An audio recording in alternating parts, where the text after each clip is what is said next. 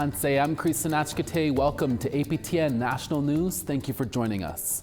Saskatchewan RCMP are looking for two suspects after a man was shot in a home in Red Earth Cree Nation. Officers were called to Red Earth late Saturday afternoon after they received a report of a shooting. On arrival, they found a man inside a home with serious injuries. He was taken to hospital. However, his current condition hasn't been made public. After an extensive search of the area with a canine unit and drones, a knife and a firearm was recovered. Police say they are now looking for 38-year-old Gregory Whitehead and 40-year-old Harvey Whitehead, both from Red Earth. They are facing multiple firearms and aggravated assault charges. RCMP warned if you see these men, do not approach them. Instead, call RCMP or Crime Stoppers. Red Earth is located about 360 kilometers northeast of Saskatoon. A First Nation on Vancouver Island has recently purchased land with the hopes to advance food sovereignty. The Snanaas First Nation west of Nanaimo recently bought 12.5 acres of agricultural land in Lantzville near the First Nation. Chief Brent Edwards says they plan to use the land to create jobs, grow food, and practice cultural activities. Previously known as Negrin Farm, the land was a dairy farm for 6 decades. The purchase will be completed by June 12th, and while the final price tag was not disclosed, the land was previously listed for $1.8 million. In a statement, Chief Brent Edwards said, "This land will allow us to reconnect with traditional growing practices, teach our youth, and create good jobs close to home. Our ancestors farmed these lands for generations. Today, we honor that legacy in a modern way." The family of a missing Saskatchewan man in Pelican Lake First Nation is pushing for answers after 2 men were charged with manslaughter in his disappearance. CTV's Laura Woodward brings us this report. That he loved his kids. Kebo Bear, remembered as a father who loved spending time with his 2 sons. He'd take them to the playground. The 30-year-old father was last seen on Pelican Lake First Nation on January 22nd, 2024. That's the last place she's seen her son, was at her house. I want justice. I want Kebo. I don't know how many times I've cried. RCMP are now treating Bear's disappearance as a homicide, charging Theron Thomas and Ian Carter with manslaughter. Thomas says the 2 men charged are considered Bear's cousins. She says the close family ties on Pelican Lake are making the case especially difficult for the community. I don't want my community to be split apart because of something that the police are saying. I want them to give us hard evidence that they had reason to charge these 2. Thomas is also calling for an RCMP-led search of the First Nation and nearby Chittick Lake. In a news release issued last week, RCMP say investigators have followed up on all information received regarding Bear's possible whereabouts. RCMP say officers have conducted ground and aerial searches and interviewed dozens of people. We conducted quite a few ground searches with sometimes there's only 2 of us. After one of the community-led searches in the summer, Thomas says someone fired gunshots at Bear's house. RCMP tells CTV News the described incident is unrelated to Bear's disappearance. Police say investigators are committed to finding Bear to provide his loved ones with closure. Anyone with information is asked to contact RCMP or anonymously call Crime Stoppers. Laura Woodward, CTV News, Saskatoon. A number of First Nations in northern Quebec have handed out eviction notices to 11 forestry companies who want to operate in their territory. The notices are calling for the immediate removal of forestry workers and equipment from unceded Cree territory following the Quebec government's proposed Bill 97 on forestry reform. If passed, the bill would create priority forest management zones for logging.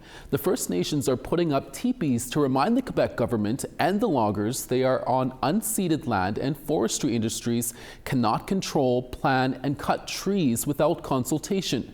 Bill 97 was introduced on April 23rd, and the Assembly of First Nations calls it surprising and disappointing, adding the bill cannot bypass First Nations people. A state of emergency was declared this past weekend in Puvirnituq, a community in northern Quebec, after a fire burned down a residential property last Saturday. The home was destroyed, but no occupants were harmed. In a statement published by the Kebo regional government on behalf of Mayor Lucy Kalingo, she said the situation was handled with difficulty due to extreme weather and a limited amount of water. The community has been dealing with issues of water distribution for weeks. A state of emergency was declared largely due to a major break in the pipeline supplying water that happened in March. The emergency declaration statement says the issue stems from a lack of adequate infrastructure and that Puvirnituq does not have capacity to alleviate the water supply crisis. Pita Atavami, president of Nunavut's legal representation Makiyavik, said an investigation will now be launched into the matter. We contacted the government of Quebec, contacted the Kebo regional government to find out what's going on. So there'll be an investigation what actually happened, because we want to know why this happened. Was it a shortage of funding? Was it a lack of vehicles? What happened? Because it's unacceptable that a community of 2,000 people doesn't have proper water service or sewage service into their homes, because everything has to be trucked in. We don't have aqueduct system like south of us. We rely on water truck. These are our lifelines to have water and have our sewage pumped out by trucks. The water emergency there has already closed the community's nursing station, leaving some patients having to be evacuated south. And the lack of access to drinking water has brought the school year to an early close. Earlier this March, we reported on a shooting in Fort Providence, Northwest Territories that killed one person and critically injured two others. RCMP have now arrested a suspect in that investigation. 22-year-old Christian Cogswell of Surrey, British Columbia was arrested in Kelowna on May 15th by RCMP officers executing an unrelated search warrant for the Surrey Police Service. Cogswell is now facing multiple charges of murder and aggravated assault. He is set to be tried in Northwest Territory. However, no location or date has been announced. As we previously said, Cogswell remains in custody. Previously on March 15th, one man was killed and two others were seriously injured following a triple shooting in Fort Providence. At the time, RCMP said the incident was linked to the local drug trade. The Dayludina Council in the community of Lower Post in northern British Columbia is enforcing a community lockdown to curb rising violence and drug activity. The Casca community of 280 people is located about 10 kilometers south of the BC-Yukon border. Only residents of Lower Post there, immediate families, and designated employees are allowed into the community at this time. Unknown vehicles will be stopped and directed to leave, and residents who host known drug dealers or violent persons could lose their housing. Deputy Chief Harlan Schilling says there's no immediate threats to public safety, but the lockdown is a proactive measure to help make the community safer. Even just the notice, putting the community that, there are eyes out there, not just by chief and council, but by every community member, that, if there are illegal activities happening, that there are eyes on you. We are reporting license plate numbers, suspicious activity, and really working hand in hand with the local RCMP detachment to do what we can as people that just want a safer community. And that lockdown will remain in effect until further notice. When we come back, we'll tell you how the Moose Hide campaign is helping Indigenous men in Ontario. Stay with us.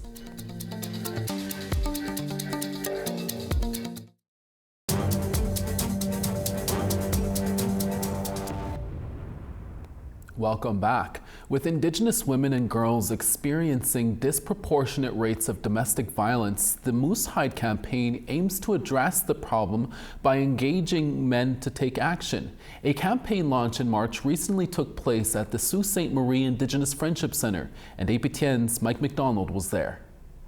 Domestic violence is a community issue.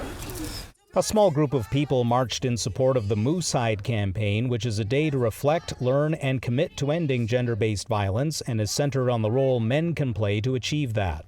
Earlier, people gathered at the Indigenous Friendship Centre for presentations on gender-based violence. Corey McLeod runs the Indigenous Friendship Centre's Kije Anishinaabe Neen program, which reconnects Indigenous men with their culture. Seeing how the colonialism, the residential schools, the taking of the land, being treated as subhuman has had its impact in the families, the women and children, and obviously the men. The men have forgotten their role, and the men are starting to pick up their roles today.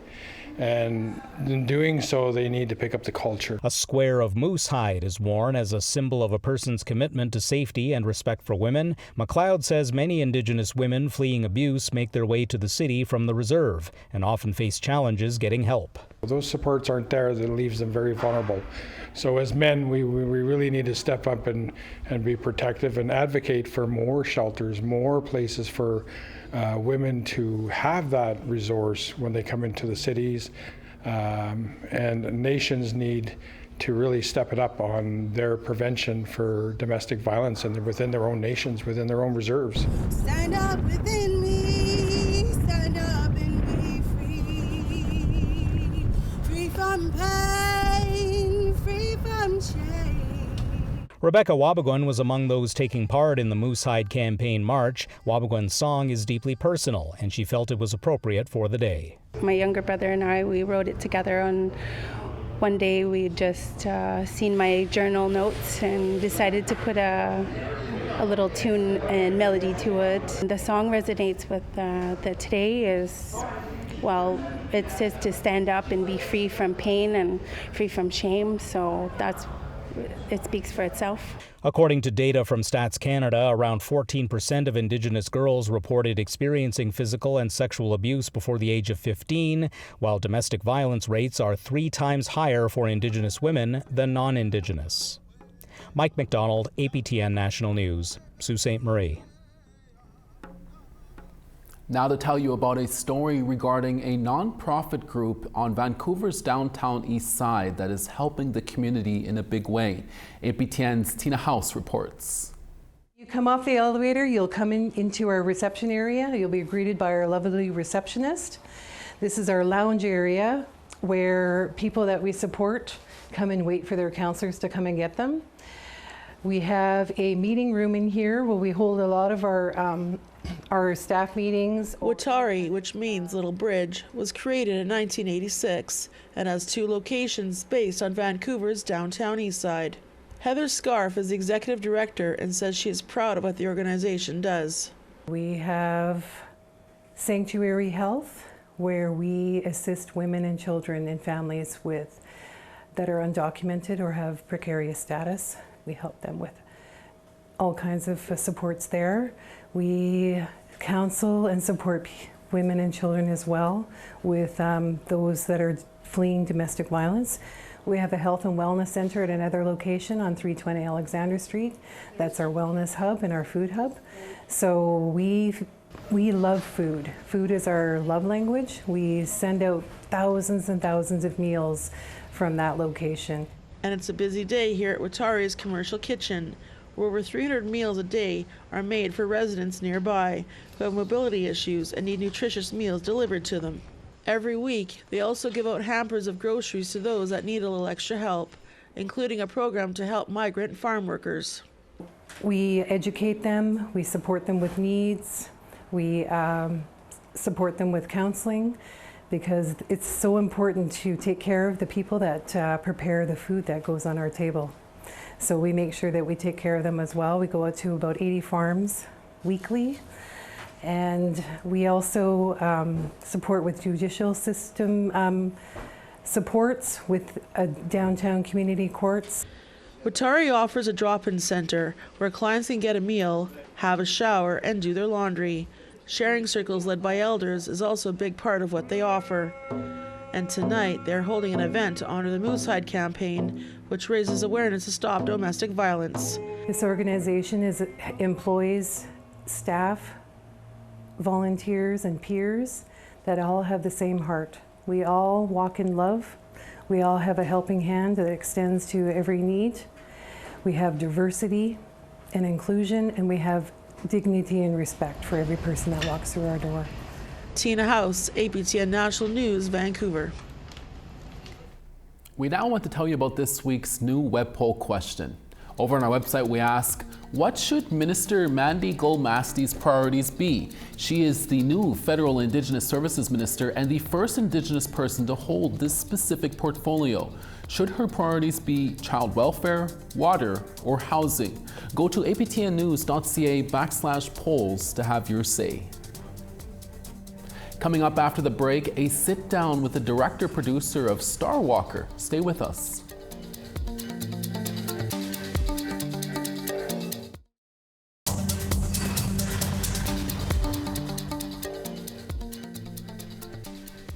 On the east, Fredericton 8 and sun, Halifax 10 and sun. Cartwright 1 and partly cloudy, Happy Valley Goose Bay 6.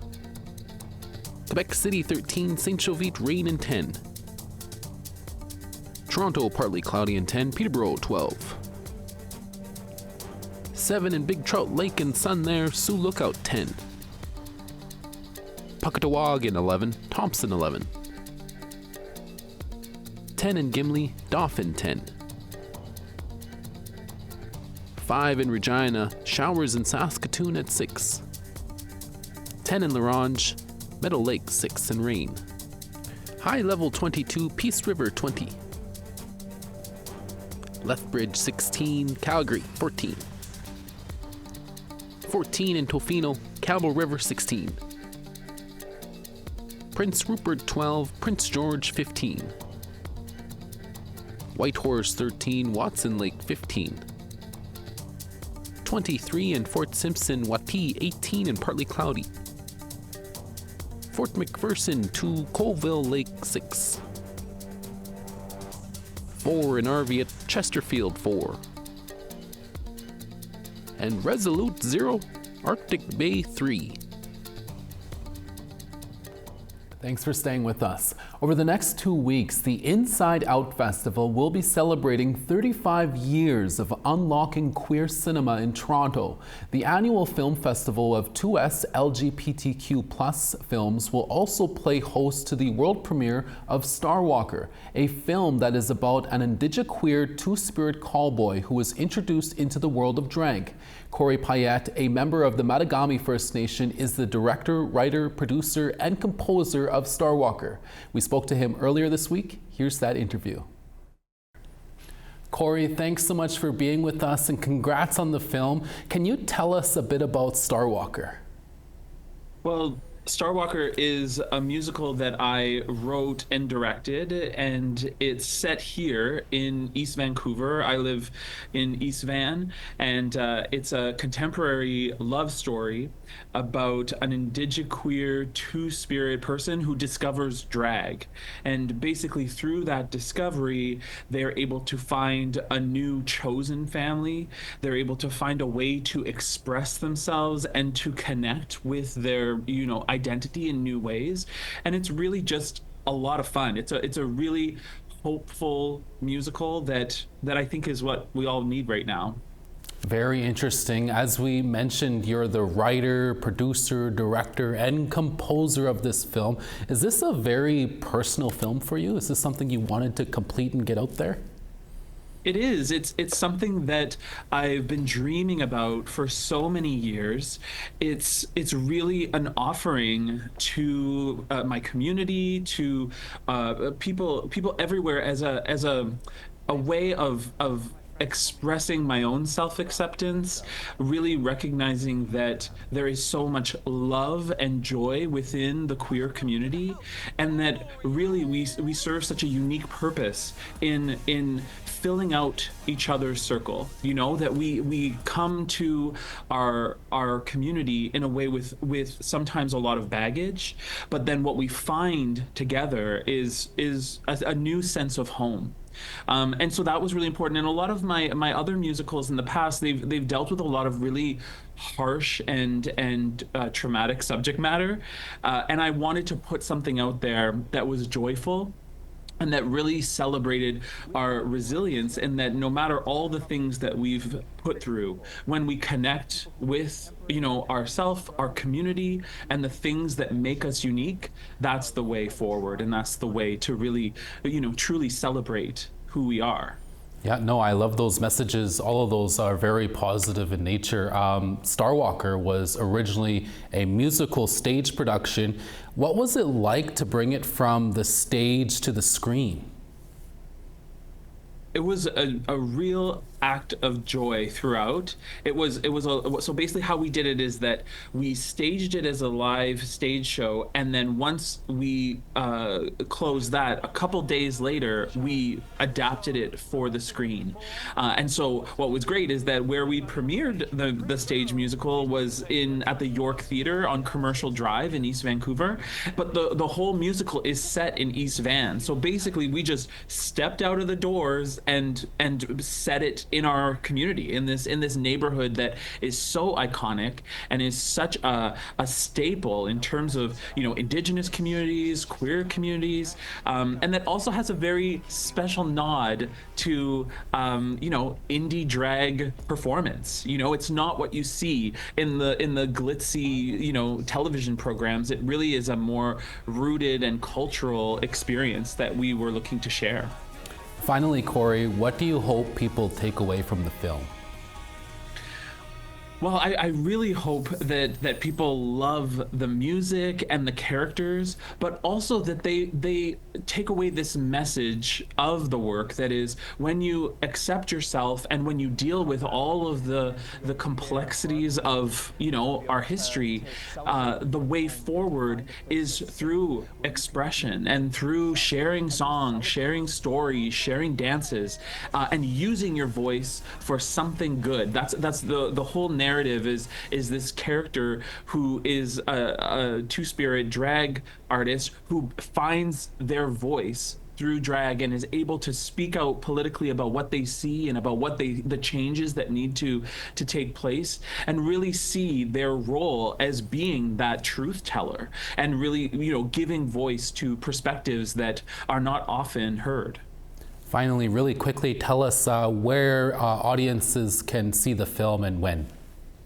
We're having our world premiere at the Inside Out Film Festival in Toronto on May 23rd at 6:45 p.m.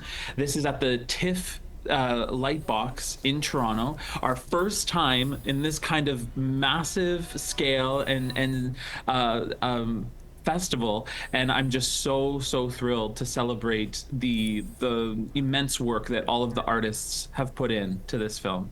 Well, a big congrats again, Corey, to all your hard work, and finally everyone gets to see it. Thank you so much for chatting with us today. Thank you so much. And that's your daytime newscast for this Wednesday already. We're back in a few hours with more stories for your evening newscast. Please join us then. From all of us at APTN National News, hi miigwech masicho. Thank you for watching, and we'll see you again next day.